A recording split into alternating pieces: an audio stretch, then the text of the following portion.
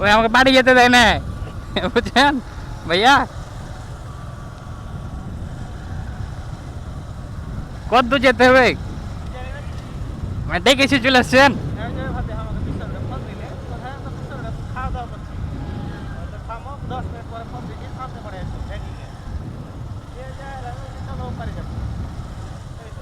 চলেন সাত ধরি।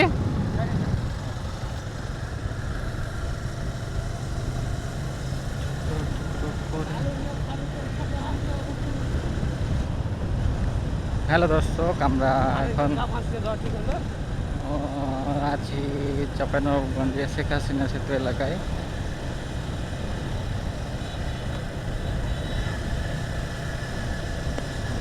জায়গাটা অনেক সুন্দর আর ওয়েদারটাও অনেক সুন্দর, দুপুরবেলা ভালোই লাগছে।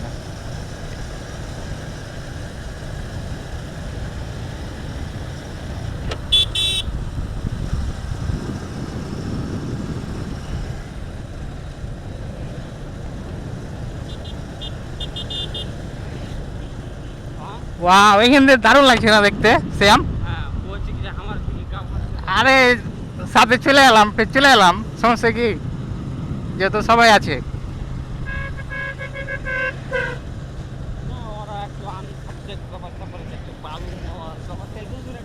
ওয়াও, দারুণ লাগছে কিন্তু দেখতে। হ্যাঁ,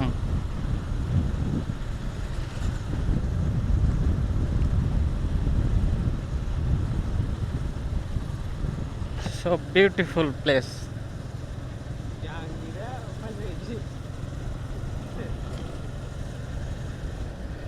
কেন ফাঁসলো কেন? Hello viewers, welcome to my YouTube channel. কে কোথা থেকে দেখছেন কমেন্ট করে জানাবেন। আমরা আছি আজকে চাঁপাইনবাবগঞ্জের শেখ হাসিনা সেতু। সেতুটি দেখতে যেমন অসম্ভব সুন্দর, চারদিকের প্রকৃতিও অসম্ভব সুন্দর বললেই চলে। আর পাশেই একটি পর্যটন কেন্দ্র তৈরি হচ্ছে, যেখানে মানুষ আসা যাওয়া করতে পারবে। তবে এটি এখনও নির্মাণ কাজ শেষ হয়নি। একদম রাস্তা, এক কথায় সামনে বিভিন্ন যে ফসলি জমি দেখতে পাচ্ছি আমরা। এখানে একটি চেকপোস্ট রয়েছে। তবে সামনের রাস্তাগুলো আরও সুন্দর, কারণ সামনের রাস্তাগুলো আরও ছোট।